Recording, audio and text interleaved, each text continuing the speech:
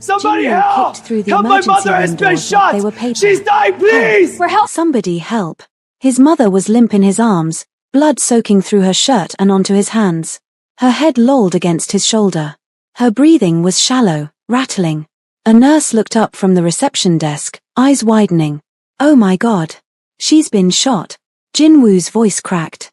She's been shot, please, you have to. 2 ER doctors and 3 nurses materialized instantly, rushing forward with a gurney. Put her down, son. Put her down right here. Jinwoo laid Adeola on the gurney as gently as he could, his hands shaking so badly he could barely let go. Blood covered his shirt, his arms, his face where he'd cradled her against him in the car. Gunshot wound to the chest, one doctor said, ripping open her shirt to assess the damage. Entry wound left side, no exit. Bullets still in there. BP's dropping, 90/60 and falling. Get her to OR2, now. Page Dr. Kowalski. Tell him it's a GSW, critical. They were already moving, wheeling her away at a run. Jinwoo tried to follow. A nurse stopped him, hand on his chest. You can't go back there, honey. They need to work. That's my mother. I know. But you need to let them do their job. Her voice was kind but firm. What's her name? Adeola. Adeola Okafor. How old is she? 43. Any medical conditions we should know about? Jinwoo's mind was blank. He couldn't think. Couldn't breathe. All he could see was his mother throwing herself in front of that bullet. Throwing herself in front of him. Jinwoo walked to the waiting area and collapsed into a plastic chair. His hands were covered in his mother's blood. He stared at them, uncomprehending. She took a bullet for me. She took a bullet for me. The woman who'd given up everything, her country, her family, her entire life, to keep him safe. Who'd run from continent to continent, identity to identity, never complaining, never asking why her life had become this nightmare. And now she might die because of him. Because of blood he didn't ask for. Because of a father he'd never known. Because of an inheritance he'd just rejected. He sat back, his mind moving in 100 directions at once. They think they won. They think she's dead. They think I'm dead. His phone buzzed. One of his men. Number's a burner but the carrier trace puts it in Seoul. 100% your father's people. Seoul. The family that tried to kill his mother when she was pregnant. The family that hunted them for 18 years. The family that just put a bullet in her chest. Jinwoo looked down at his bloody hands and made a decision. He pulled up attorney Kim Sun-hee's contact. It was almost midnight in Toronto, which meant it was afternoon in Seoul. She answered on the second ring. Jinwoo. I wasn't expecting. I changed my mind. Silence. About what? The inheritance. I want it. All of it. Attorney Kim's voice shifted, becoming all business. What happened? They sent assassins. Kidnapped my mother. Tried to kill us both. We got out, but she. His voice caught. She's in surgery. I don't know if she'll make it. I'm so sorry. I don't want your sympathy. I want what's mine. The trust. The businesses, the clan, everything my father, Park Jin-woo left me. Can you do that? Yes. But Jinwoo, you need to understand what you're asking for. The moment you claim that inheritance, you declare war on Yoon Mi-rae and her daughters. They won't stop. They'll come at you with everything. Good. Let them come. I'll be ready. I'm Park Jin-woo's son. That's all that matters. He took a breath. How long will it take? The legal paperwork? About 7 days. But taking actual control of the assets and the clan? That's more complicated. Weeks, maybe months. I don't have months. Start the paperwork. Tonight. I want every legal claim filed by tomorrow morning, Seoul time. I want Yoon Mi-rae to wake up and find out her world is ending. Attorney Kim was quiet for a moment. When she spoke again, there was something like respect in her voice. I'll start immediately. But Jinwoo, your father left you something else. Something he made me promise to only give you if you truly claimed your inheritance. What? Jinwoo's grip tightened on the phone. His father. The man who'd died before Jinwoo was born. The man who'd left him this poisoned legacy. Had left him one final gift. Send me everything. It's already on its way. Encrypted. I'll send you the password separately. Good, see you soon. Jinwoo hung up. He sat there in the waiting room, covered in his mother's blood, and for the first time in his life, he understood his father. Park Jinwoo had been a monster. A criminal.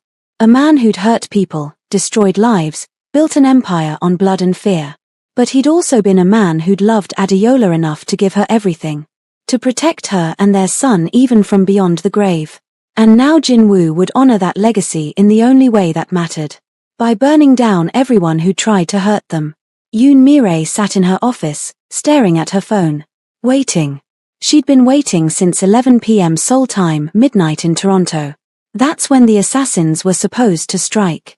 When the maid and her bastard son would finally be eliminated. Years and years of searching.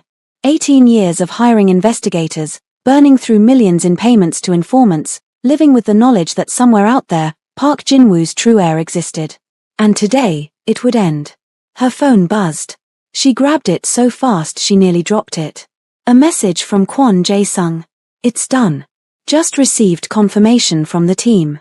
Yoon Mi-rae's hand trembled. She read it again to make sure. It's done.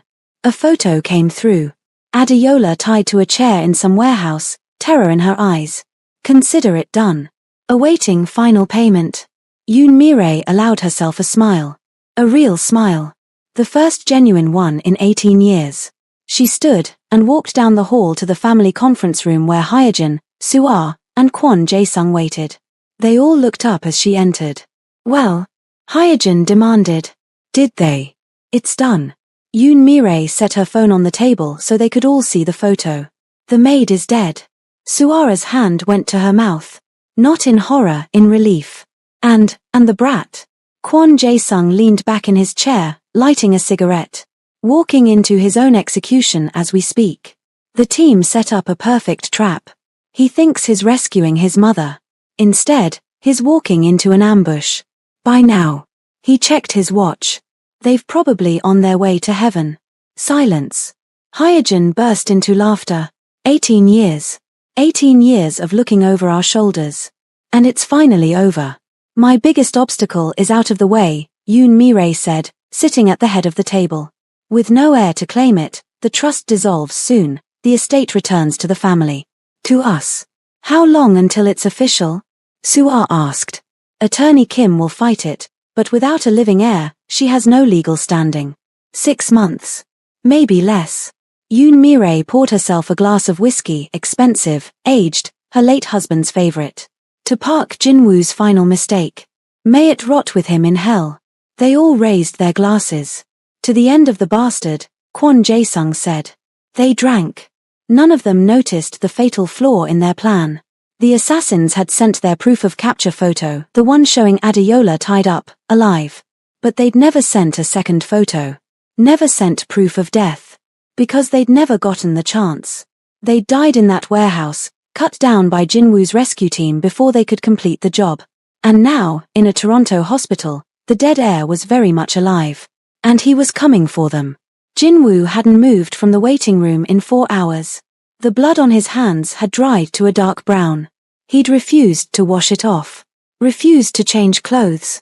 Refused everything except water and the chair he sat in, staring at the surgery doors.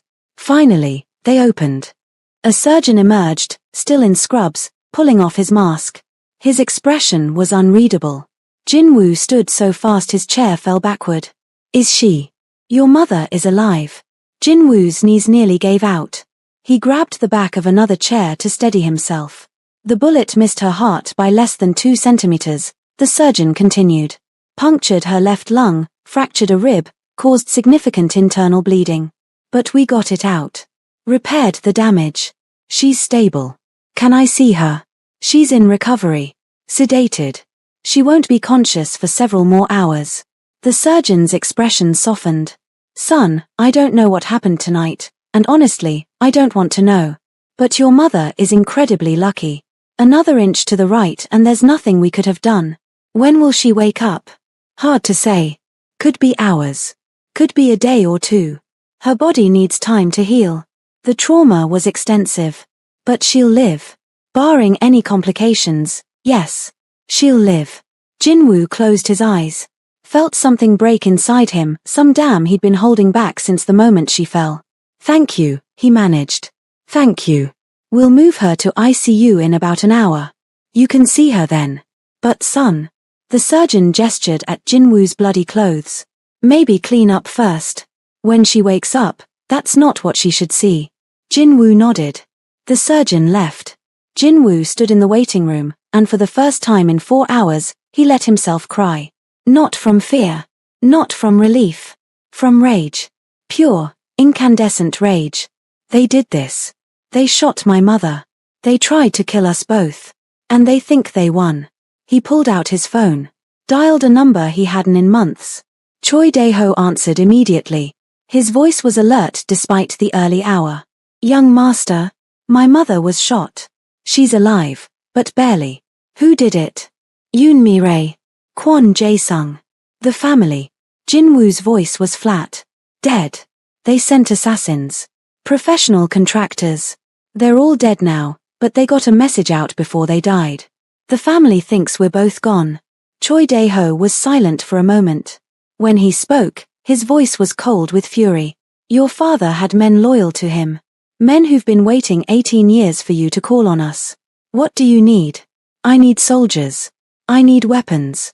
I need passage to Seoul." Jinwoo looked down at his mother's blood on his hands. "And I need the Biko clan to know that Park Jinwoo's son is coming home." "When?" "As soon as my mother is stable enough to be moved to a secure location. I'll make the arrangements." "Young master, your father would be proud. My father is dead. And the people who made my mother's life hell are about to join him." Jinwoo hung up. He walked to the men's room, finally ready to wash his mother's blood from his hands. But he didn't wash away the memory of how it got there. He'd carry that with him to Seoul. And he'd make sure Yoon Mi-rae understood exactly what she'd created. As soon as Adeola was stable, Jiwon Park, her closest ally and friend, dropped everything to look after her while her son traveled to Seoul. The boardroom was immaculate. Floor-to-ceiling windows overlooking downtown Seoul. A massive conference table surrounded by 35 shareholders, old money, new money, corporate vultures who'd been circling since Park Jinwoo's death 18 years ago. Yoon Mi-rae stood at the head of the table in regal attire, her hair perfectly styled, makeup flawless. Every inch the corporate queen. Behind her, a presentation screen displayed the quarterly earnings. Impressive numbers. Growth across every sector. As you all know, I've only been able to act as a proxy for the Becco Holdings. Despite that, revenue has thrived under my leadership. Revenue is up 23% year over year. Our real estate holdings have doubled in value. Our construction contracts. Mrs. Park, one of the older shareholders, interrupted Chairman Lim, a man done business with her husband for 30 years. "We appreciate your efforts, but let's address the elephant in the room. The rumors about your husband's illegitimate son." The room shifted uncomfortably. Yoon Mi-rae's smile didn't waver. "Rumors. Nothing more. Park Jinwoo had no other children besides my 3 daughters. The minor problems concerning the inheritance has been settled. But the trust. The trust was a fantasy," Yoon Mi-rae said firmly. "A dying man's delusion about a child that never materialized. We have confirmed that no legitimate heir has come forward to claim the inheritance. Which means, as of last week, those assets have reverted to the family." It was a blatant lie. She clicked to another slide. Financial projections showing massive growth with the trust assets integrated. "What you're looking at is the future of Biko Enterprise. With the full estate under our control, we're positioned to become one of the top 10 conglomerates in South Korea within 5 years. The only question is," she looked around the table, "are you with me?" Murmurs of approval. Nods. Kwon Jae-sung, sitting to her right, leaned back with a satisfied smile. Hyojin, on her left, was typing on her phone, barely paying attention. This was a formality. They'd bought off most of these shareholders months ago. "Now then," Yoon Mi-rae continued, "I'd like to call for a formal vote to officially name me as permanent CEO of Biko Enterprise, with full executive authority." A phone buzzed. Then another. Then 5 more. Shareholders pulling out their phones, faces changing from bored to confused to shocked. "What's going on?" Yoon Mi-rae asked, her smile finally slipping. Chairman Lim was staring at his phone, face pale. Mrs. Park, you need to see this. See what? He turned his phone around. A news alert. Yoon Mire's blood turned to ice as soon as she saw it. That's impossible, she whispered. More phones. More alerts. People starting to talk over each other. Says he's claiming the inheritance. At Incheon Airport right now. Press conference. Hyejin looked up from her phone, face white. Mother. Turn on the news, someone said. Channel 5. His live. Kwon Jae-sung grabbed the remote, aimed it at the presentation screen behind Yoon Mi-rae. The financial projections disappeared. Replaced by a live news broadcast. KBS News, breaking. The headline scrolled across the bottom. Park Jin-woo's secret son returns to claim Biko Empire. And there, in the center of the screen, standing at a press conference podium at Incheon International Airport, was Jin-woo. The boardroom plunged into chaos. He looked exactly like the old photos of Park Jin-woo at 20. Same sharp eyes. Same commanding presence. Same aura that made you pay attention whether you wanted to or not. But there was something else. Something in his expression that was harder, colder, more dangerous than his father had ever been. Behind him stood Choi Dae-ho and 6 stone-faced men in black suits. Beside him was attorney Kim Sun-hee. A reporter's voice. Mr. Park, can you confirm you're Park Jin-woo's biological son? Jin-woo leaned into the microphone. When he spoke, his Korean was perfect, accentless, commanding. My name is Park Jin-woo Jr. I am the only son of Park Jin-woo, head of the Baekho clan and founder of Baekho Enterprise. DNA testing has confirmed my paternity. Attorney Kim Sun-hee, executor of my father's estate, has verified my legal claim to his inheritance. Cameras flashed. Reporters shouted questions. For 18 years, I've lived in exile. Hidden.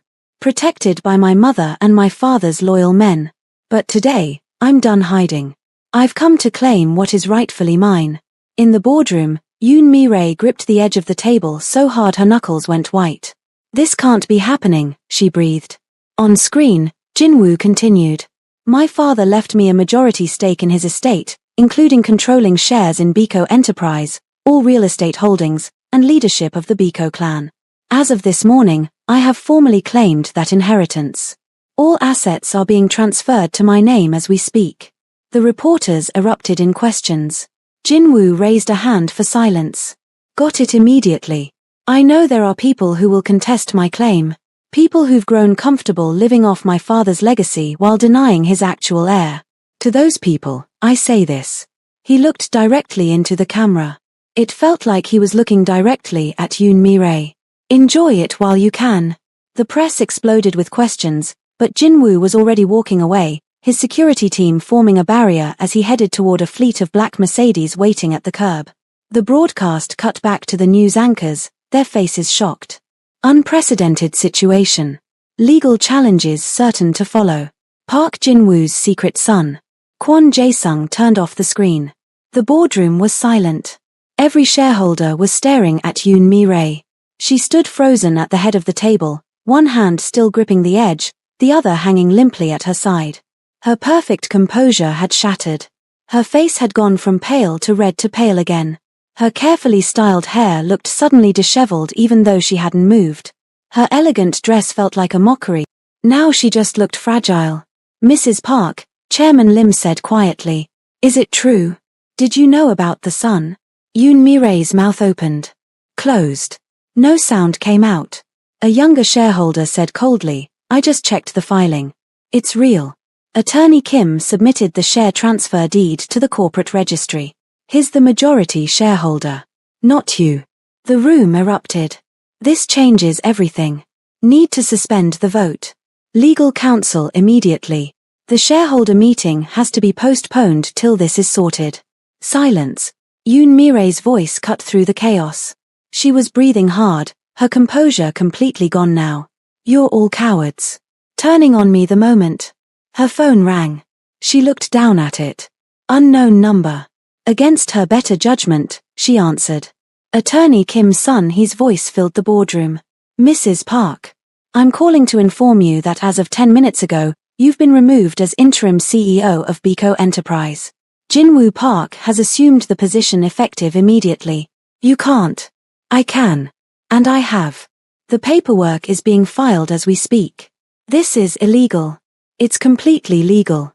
Would you like me to explain the corporate bylaws you're violating by refusing to step down? Yoon Mi-rae's hand shook so badly she nearly dropped the phone. You've also been suspended from the board of directors. Your company credit cards have been cancelled. Your corporate accounts frozen.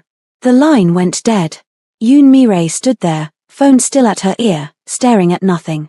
Around her, shareholders were already standing, gathering their things, whispering to each other. Some were making calls, probably to their lawyers, probably to figure out how to align themselves with the new regime. Chairman Lim stopped at the door, looked back at her. One by one, they all left. Until only Yoon Mi-rae, Hyejin, and Kwon Jae-sung remained in the massive boardroom. FC turned to Kwon Jae-sung, walked up to him and gave him a dirty slap. I gave you just one job, and you couldn't even do it right. She was yelling at the top of her voice. I'm sorry, something unforeseen must have happened. He apologized with clenched teeth, his cheek still tingling from the humiliation. Yoon Mi-rae's legs gave out. She collapsed into the nearest chair, her perfect posture finally broken. Hyejin was crying. Actual tears. Mother, what do we do? What do we? But Yoon Mi-rae wasn't listening. She was staring at the blank presentation screen where Jinwoo's face had been moments ago. Those eyes. Park Jin-woo's eyes. The same eyes that had looked at her across the dinner table for 30 years. The same eyes that had dismissed her, belittled her, chosen a foreign maid over her. Now staring at her from his son's face. Promising destruction. And for the first time in 18 years, for the first time since Park Jin-woo had died, Yoon Mi-rae felt true, bone-deep uncertainty. He's going to destroy us, she whispered. Park Jin-woo had never won through violence alone. He'd won through intelligence, strategy, fear. And his son had just demonstrated all three. The airport press conference wasn't about claiming his inheritance. It was about declaring war. And wars weren't won by the side that fought hardest. They were won by the side that understood the game. Yoon Mi-rae took a deep breath. Fixed her hair. Get out, she said quietly. Kwon looked confused. Get out. Both of you. I need to think. Mother, Hyejin started. Out. They left. Yoon Mi-rae walked to the floor-to-ceiling windows. Looked out over Seoul. The city her husband had ruled. The city she'd ruled in his absence. She pressed her palm against the glass. Felt the coldness seep into her skin. And made a decision. Yoon Mi-rae's day had been a nightmare. After the shareholders' meeting collapsed, she'd spent 8 hours on damage control. Calling attorneys. Calling allies. Calling anyone who might have information about what the hell had actually happened in Toronto. The answers she got made her blood run cold. The assassination team, 8 professional contractors, Eastern European, the best money could buy, had been wiped out. All of them. Dead in a Toronto warehouse. How? She'd demanded of her contact, a fixer who specialized in these things. 8 trained killers against Soak Little Punk. It wasn't just the boy, the fixer had said nervously. He had a team. Military-grade operators. They hit the warehouse like a tactical strike force. Your people never stood a chance. Who were they? Russians? Americans? Don't know. But Mrs. Park. Whoever that kid has protecting him, they're not amateurs. They're soldiers. I'd prefer that you never contact me again. He hung up. That's when she'd understood. Park Jin-woo's loyal men. The ones who'd disappeared when he died. The ones everyone assumed had scattered or retired. They'd been protecting his son all along. Now it was nearly midnight.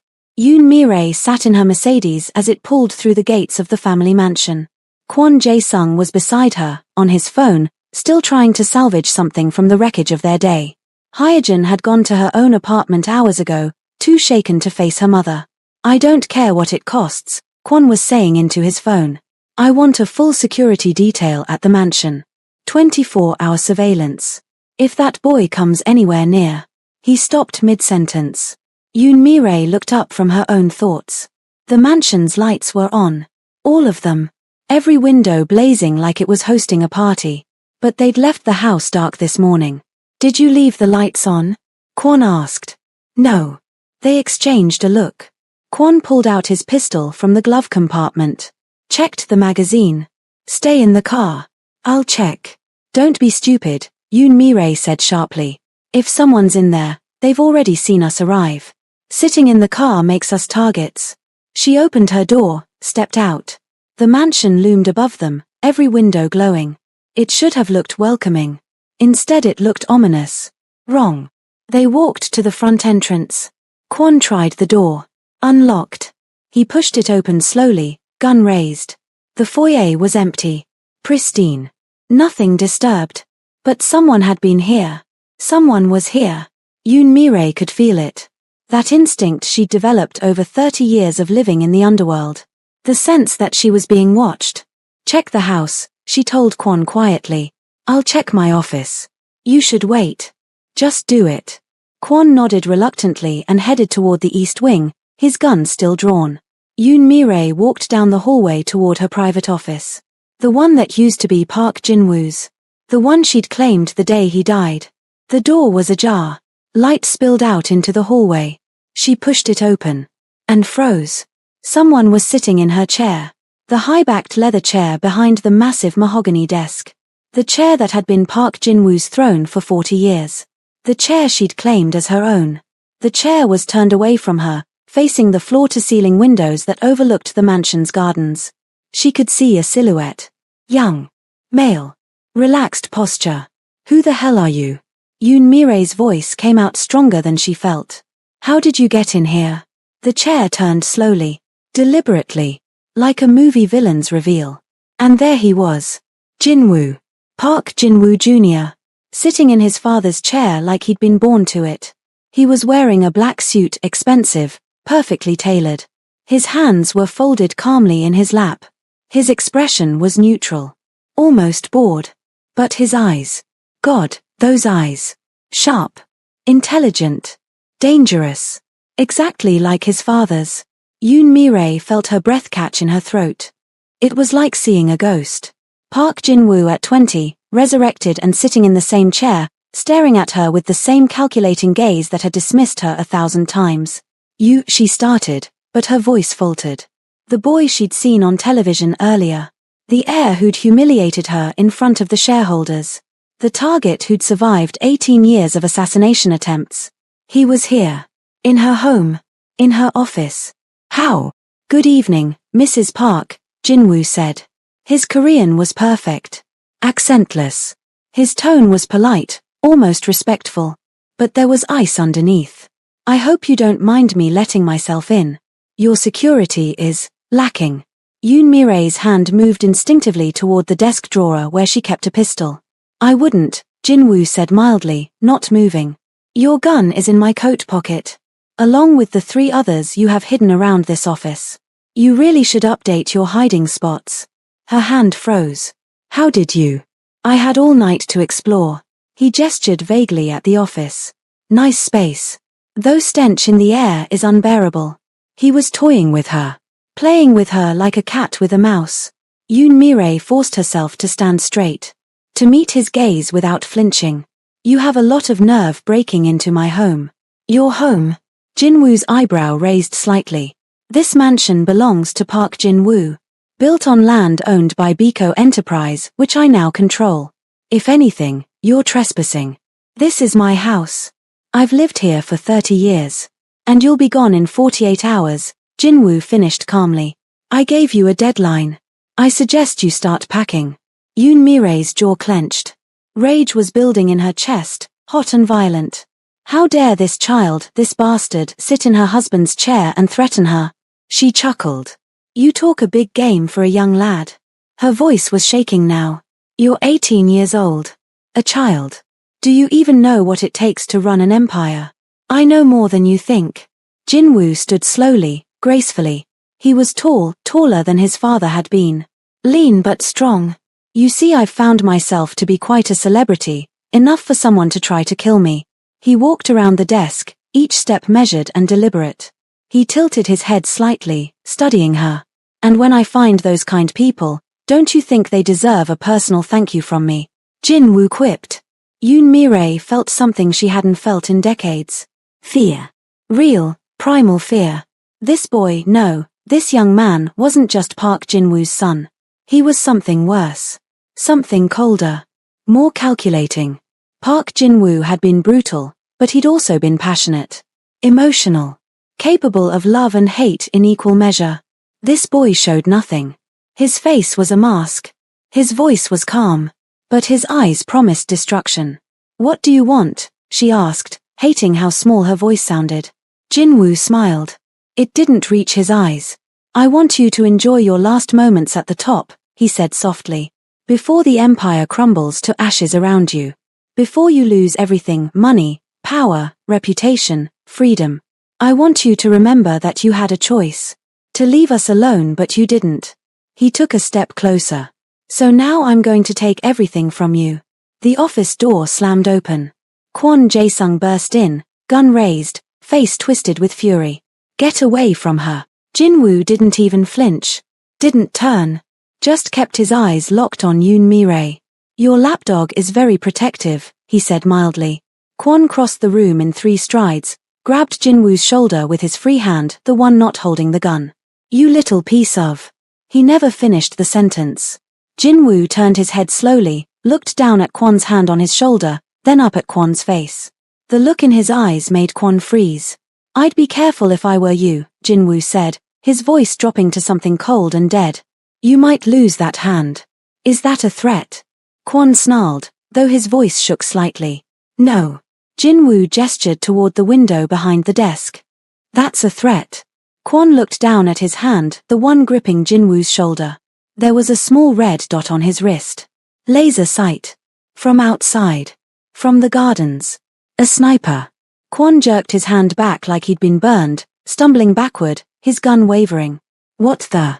You didn't think I'd come here alone, did you?" Jin-woo said conversationally, adjusting his shoulder where Kwon had grabbed him. He brushed off his suit jacket. "Touch me with again, and you won't have hands left to grab with." The red dot moved from Kwon's wrist to his forehead. Kwon went absolutely still. Jin-woo looked at Yoon Mi-rae one last time. "Perhaps you do not yet understand the ways of we Koreans cause you are an outsider. You'll have to win the approval of the majority at the clan meeting to become the clan head."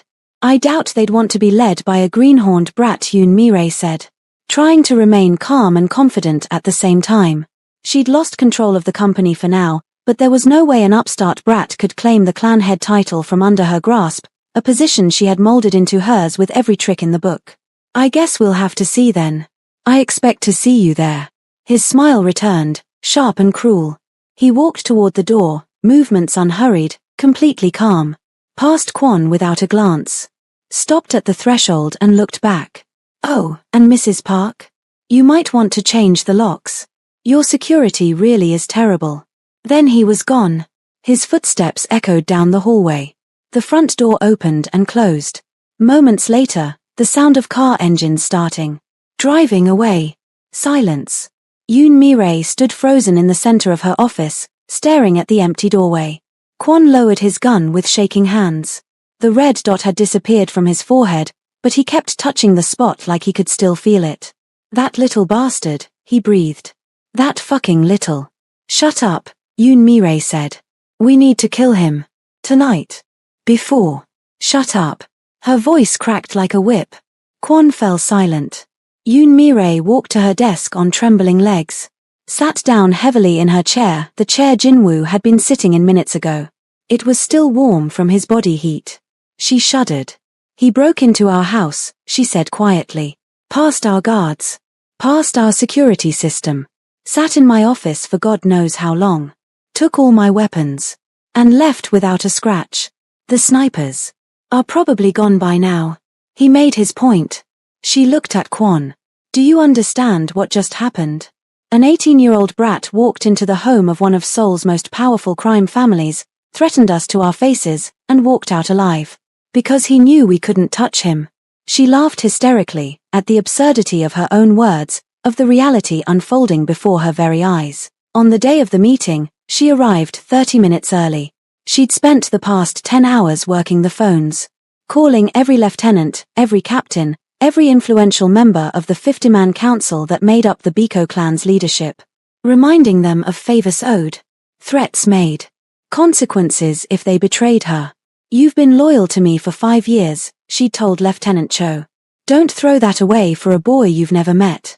His Park Jin-woo's blood, Cho had said nervously. Park Jin-woo is history now.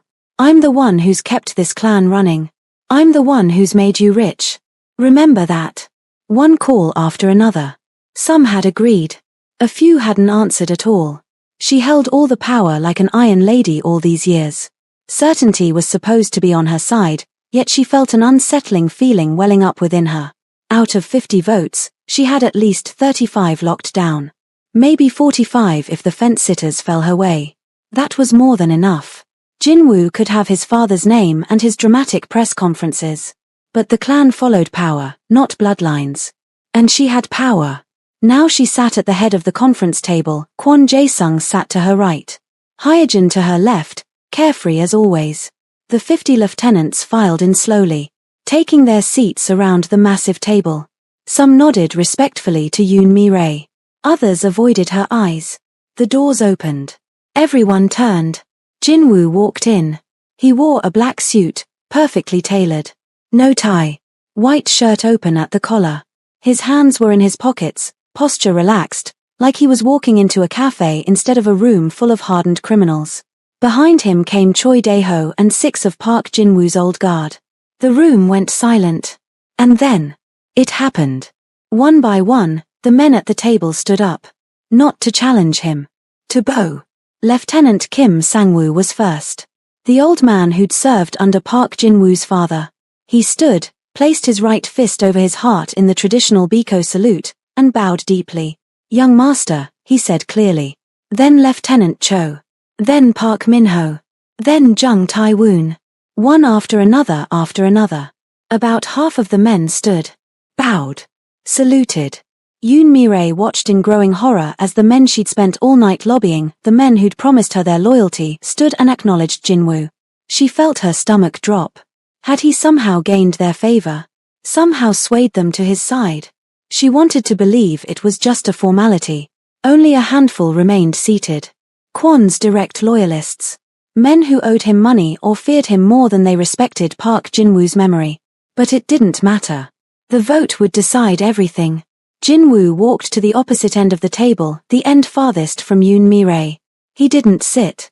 Just stood there, hands still in his pockets, looking around the room with those sharp, intelligent eyes. Thank you for coming, he said quietly. His voice wasn't loud, but everyone listened. I know this is unusual. Most of you have never met me. Some of you didn't even know I existed until a few days ago. He paused. But you all knew my father. Murmurs of agreement. Park Jin-woo built this clan from nothing. Turned it into one of the most powerful organizations in Seoul. He did that through strength, intelligence, and loyalty. Jin-woo's gaze swept the room. He also did it through fear. Through violence. Through methods that made enemies and left scars. He let that hang in the air. I'm not my father. I won't pretend to be. But I am his son. His heir. And I'm here to honor his legacy by transforming what he built into something that can survive the next 40 years. Yoon Mi-rae couldn't stay silent anymore. This is absurd, she said, standing. You've never run an organization. Never managed men. Never made the hard decisions that leadership requires. Neither had my father when he started, Jin-woo interrupted calmly. He was 23 when he took control of this clan. Younger than most of you. But he had vision. Ambition. And the will to see it through. He finally looked directly at her. What he didn't have was someone actively trying to destroy him from within. Someone embezzling from clan accounts. Someone ordering hits without council approval. Was this the best you could come up with? Trying to accuse me falsely, Yoon Mi-rae scoffed. How dare you accuse my mother of such? Hyejin added, in support of her mother. Jin-woo pulled out a folder. Set it on the table. These are my father's private records. Detailed logs of every unauthorized transaction. Every unapproved operation. He slid the folder toward the center of the table. And the room erupted into chaos. Everything Mrs. Park and her family have done over the past 18 years out. All documented. All verified. Lieutenant Kim Sang-woo picked up the folder. Opened it. His face went from neutral to shocked to disgusted as he read. He passed it to the man next to him. It made its way around the table. Yoon Mi-rae felt her legs weaken. "We should vote," she said quickly. "Your false accusations can be investigated later. Right now, we need to determine leadership. I call for a formal vote." She tried to steer the conversation. "The vote's already happened," Jinwoo said. She stared at him. "What?" "Last night. Emergency session. 43 of the 50 council members attended via secure video conference." He gestured around the table. "They voted unanimously to recognize me as the rightful head of the Biko clan, effective immediately. That's not valid. Council votes require physical presence. The bylaws were amended in 2019 to allow remote voting in emergency situations." Attorney Kim Sun-hee's voice came from the doorway. Everyone turned. She walked in, briefcase in hand, looking every inch the severe corporate lawyer. The vote was properly conducted, properly witnessed, and properly recorded. Mr. Park is now the official head of the Biko clan as well, by lawful succession and majority vote. She set her briefcase on the table, pulled out documents. "Mrs. Park, Mr. Kwon, Ms. Park, you're hereby removed from all clan positions. Your access to clan resources is revoked. Your presence at this meeting is merely a courtesy to allow you to understand the transition." Yoon Mi-rae couldn't breathe. This couldn't be happening. She'd controlled this clan for years. Fought for every ounce of respect. Threatened, bribed, manipulated her way to the top. And this boy, this child, had dismantled everything in less than 48 hours. "First you try to take my company and now my position as clan head?" Yoon Mi-rae exploded. "You can't do this." Jinwoo finally moved from his position. Walked slowly around the table until he stood directly across from her. "I already did," he said simply. "The clan is mine. The business is mine. The mansion, the accounts, the legacy, all mine. You have 24 hours to vacate the premises. After that, you'll be arrested for embezzlement and conspiracy to commit murder." He leaned forward slightly. "I told you I was taking everything. Did you think I was bluffing?" Kwon Jae-sung stood abruptly, his chair scraping loudly. "You arrogant little." 3 guns appeared instantly. Choi Dae-ho and 2 other guards, weapons aimed at Kwon. "Don't do anything foolish," Choi said quietly. Kwon looked around the room. Saw no support. No allies. Just cold faces and colder eyes. He backed down. Humiliated once again by a brat. Jinwoo straightened, addressing the room again. "This clan has operated in the shadows for decades. That ends now. We're going legitimate. Transitioning all criminal operations to legal businesses over the next 12 months. Anyone who wants to stay will be given opportunities in our legitimate enterprises. Anyone who wants to leave will be given severance and safe passage." He paused. "But anyone who tries to undermine this transition will be removed. Permanently. Are we clear?" All voices answered as one. "Yes, young master." Yoon Mi-rae felt the room spin. She'd lost. Completely and utterly. Jinwoo looked at her one last time. "You're dismissed, Mrs. Park. Your daughter as well as your son-in-law, Kwon Jae-sung, as of today are absolved of their duties and have been dismissed from the council. I'll have security escort you out." "What?" Yoon Mi-rae stood with a puzzled expression. "Don't get cocky with me, you bastard. You don't have the power to do that." "I do in fact, have the power, Mrs. Park." Jinwoo's lips contorted into a smile. 2 guards appeared at her sides. Not roughly, but firmly. "You can't do this to me, never. I won't let you get away with this," Yoon Mi-rae protested as she was being dragged out by the guards, like an unwanted guest in her own home. From the life she'd fought 18 years to control. As they led her out the door, Jinwoo had taken her seat at the head of the table. Sitting exactly where his father had sat decades ago. Looking exactly like Park Jinwoo reborn. The white tiger. The heir. The door closed behind her. And Yoon Mi-rae knew with absolute certainty that everything she'd built was gone. But she was not going to go down without a fight. The safe house was a cramped apartment in Gangnam. Temporary. Anonymous. The kind of place people went when they were in hiding.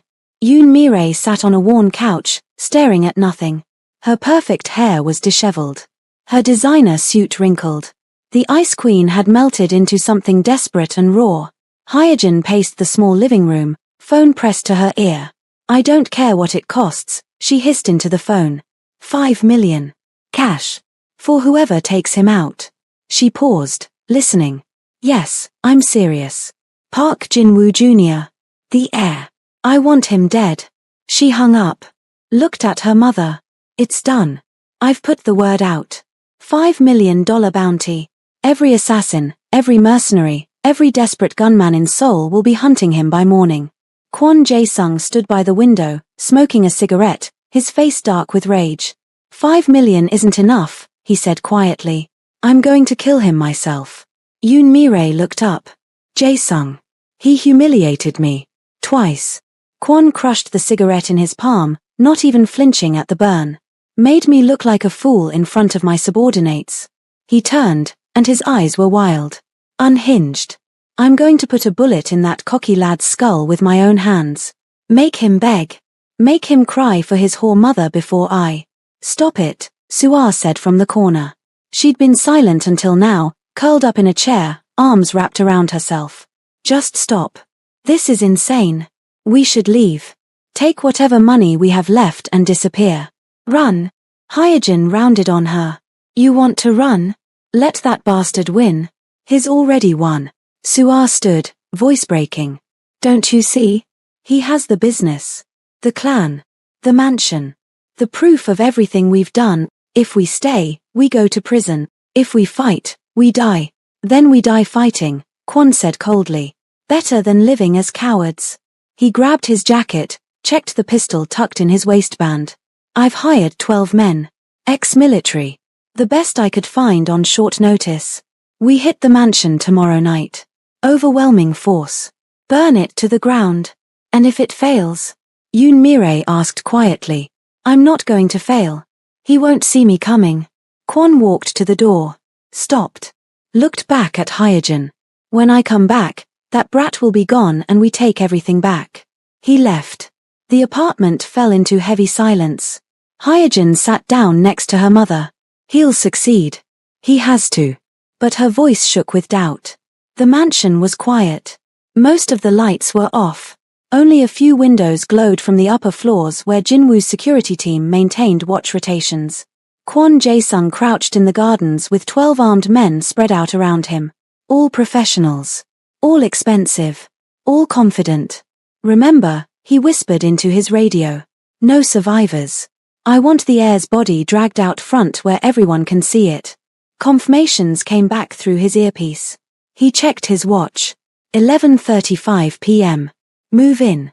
Now. They advanced through the gardens in tactical formation. Silent. Weapons raised. Kwon reached the south entrance, a side door he knew wasn't usually guarded. He tested the handle. Unlocked. Too easy. Something in his gut twisted.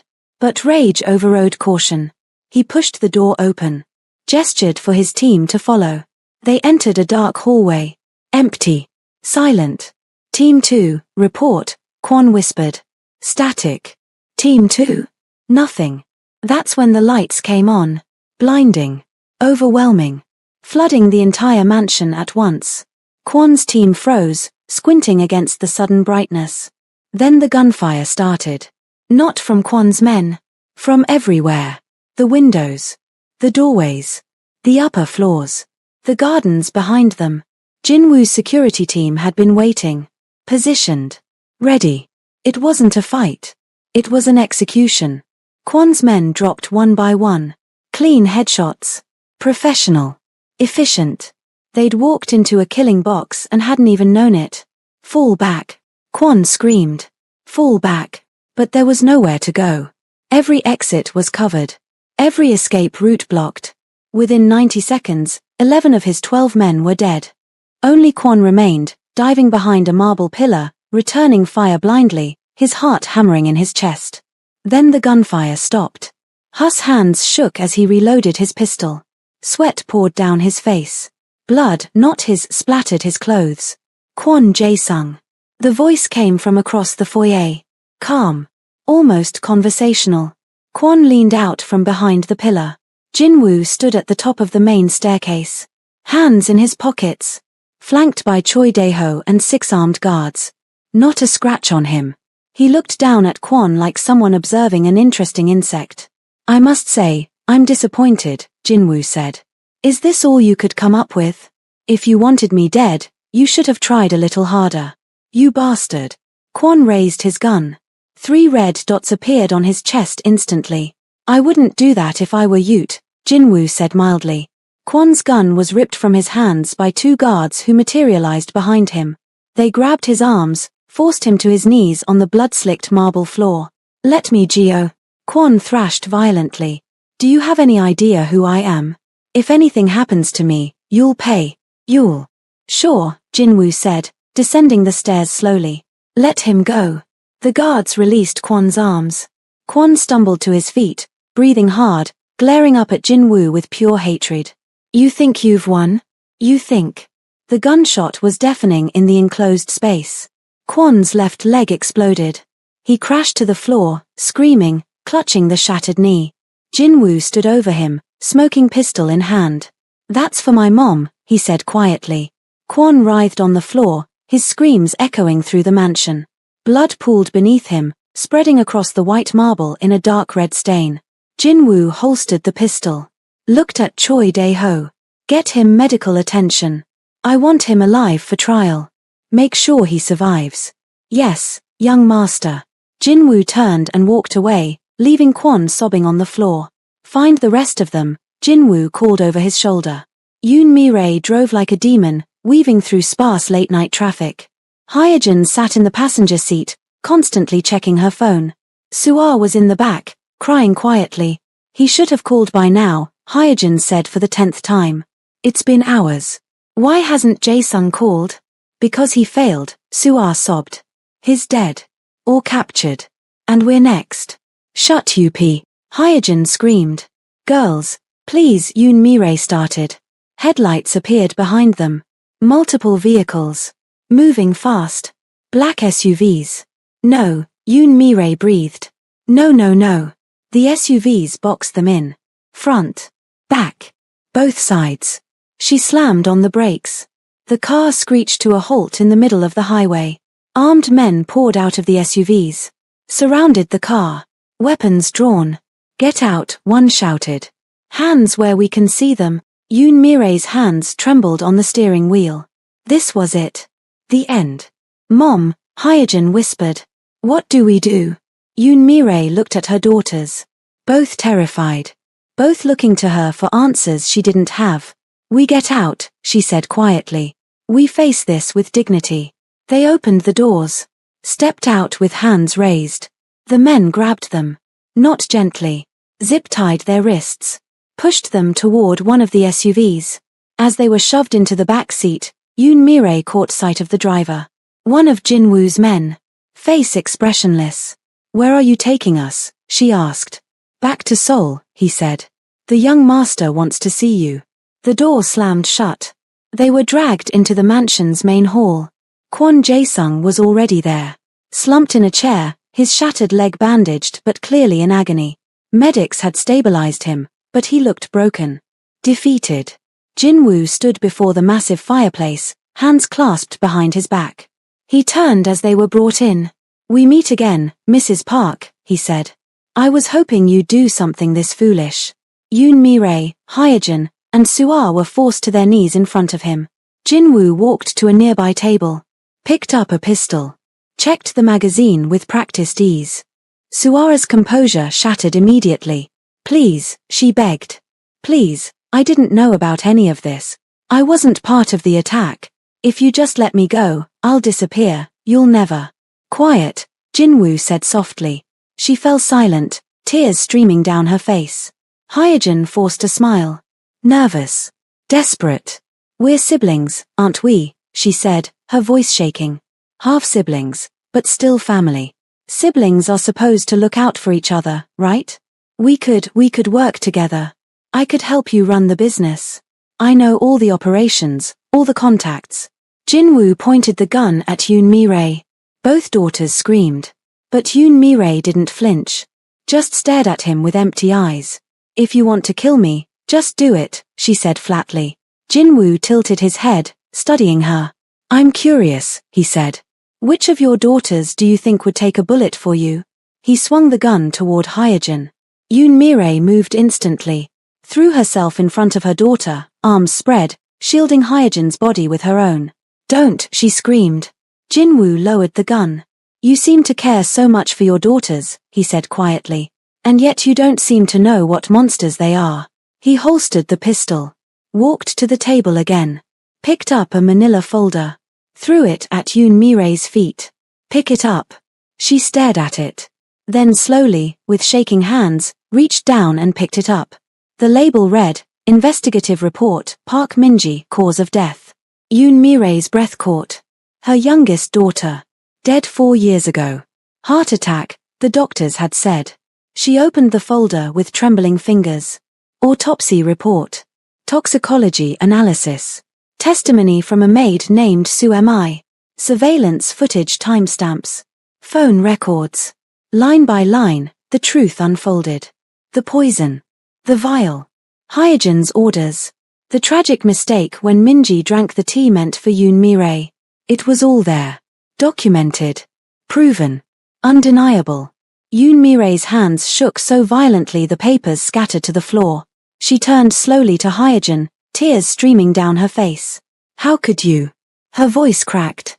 How could you do that to your own sister? Mother, Hyojin's face was white. It was an accident, I swear, I never meant for Min-ji to. You killed her. Yoon Mi-rae lunged at her own daughter, hands reaching for her throat. Guards pulled her back. Held her as she sobbed uncontrollably. My baby, she wept. You killed my baby girl. Your own sister. For what? How could you? Hyojin was crying too now. I'm sorry. Mother, I'm so sorry. I didn't mean it wasn't supposed to be her.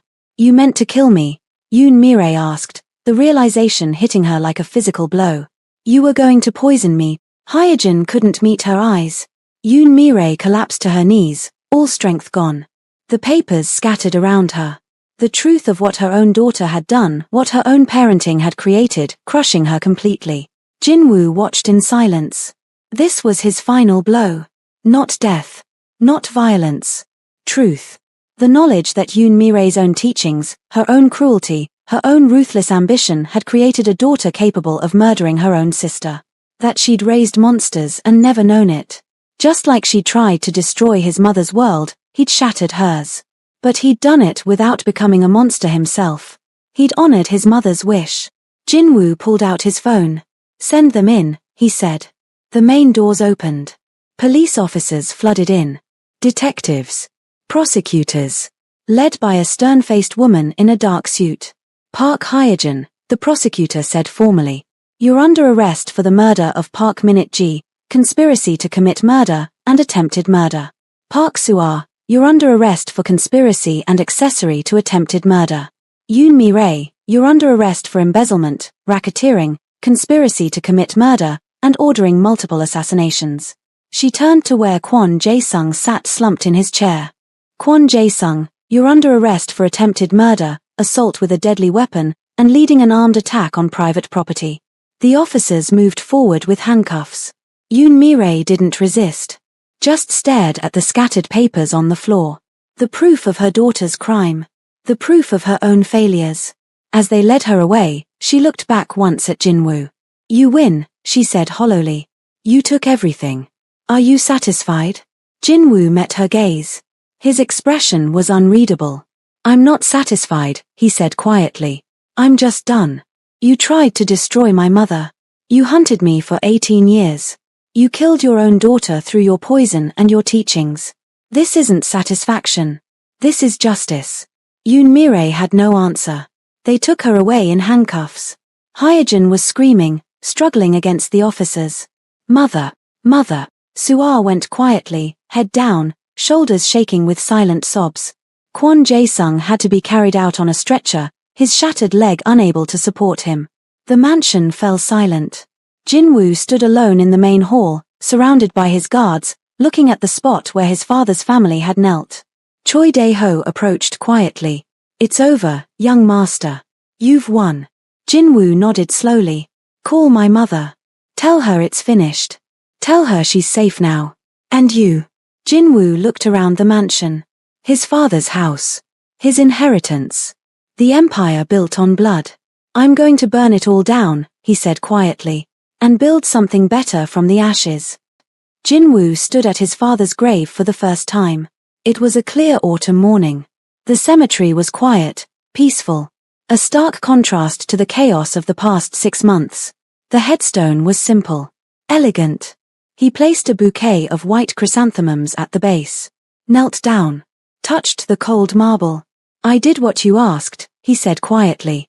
I claimed the inheritance, took control of the clan, protected Mom. He paused.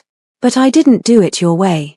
The Biko clan doesn't exist anymore, not the way you built it. I dissolved all the criminal operations, shut down the gambling dens, the protection rackets, the smuggling networks, turned everything legitimate. The wind rustled through the trees. Some of the old guard were angry, said I was betraying your legacy, but most of them understood. They were tired, father. Tired of running. Tired of looking over their shoulders. You gave them a way to retire with dignity, with pensions, with clean records. Jinwoo smiled slightly. Biko Enterprise is thriving. Real estate, construction, technology investments. We're projected to be one of Korea's top corporations within 5 years. All legal, all clean. He stood, brushing dirt from his knees. Yoon Mi-rae was sentenced to life in prison. Hyejin got 20 for Minji's murder. Kwon got 12. Suah made a deal, testified against all of them, got 3 years with parole. She'll be out in 18 months. Jinwoo looked at the headstone. I don't know if you'd be proud of what I've done. Maybe you'd think I was weak. That I should have kept the empire the way you built it. But Mom taught me something you never learned, that power without honor is just another prison. He reached into his pocket, pulled out the old photograph. The one of Park Jinwoo at 25. Young. Hopeful. Before everything went wrong. Jinwoo placed it against the headstone. You told Mom to tell me to break the cycle. I did. The blood stops with me. He bowed once. Deeply. Respectfully. Rest well, father. Your son is free. Jinwoo drove to the penthouse he'd bought for his mother in Gangnam. Top floor. Stunning views of the Han River. Adeola opened the door before he could knock. She'd fully recovered from the gunshot wound, though she moved a bit more carefully now. Jinwoo. She pulled him into a fierce hug. I made jollof rice. Your favorite. He smiled. Followed her inside. The penthouse was warm. Lived in. Photos of the two of them covered the walls, Toronto, London, even a few new ones from Seoul. They ate together at the dining table, talking about everything and nothing. His mother's new import business. Her charity work. His plans for Biko Enterprise. Are you happy? Adeola asked suddenly. Jinwoo looked at her. Really looked. I'm getting there, he said honestly. Some days are harder than others. But yeah, I think I'm getting there. She reached across the table, took his hand. Your father would have been proud. Not of the empire. Of you. The man you became. Jinwoo squeezed her hand. I had a good teacher. That evening, Jinwoo stood in his office at Biko Enterprise headquarters. Floor-to-ceiling windows overlooking Seoul's glittering skyline. He thought about the journey. The fear. The running. The violence. The choices. His phone buzzed. A message from Choi Dae-ho.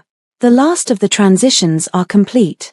All former clan members have been relocated to legitimate positions or retired. The Biko name is clean. Jinwoo typed back. Good. We're done looking backward. Time to build forward. He set the phone down. Looked out at the city. His city now. Not through blood and fear. Through transformation and choice.